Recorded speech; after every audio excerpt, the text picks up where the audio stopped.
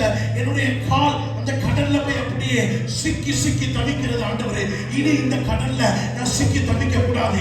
இனி இந்த பிரச்சனைகள்ல நான் மூழ்கி இருக்க கூடாது. ஆண்டவரே, இனி பிசாசு என்னுடைய காலை பிடிக்க கூடாது.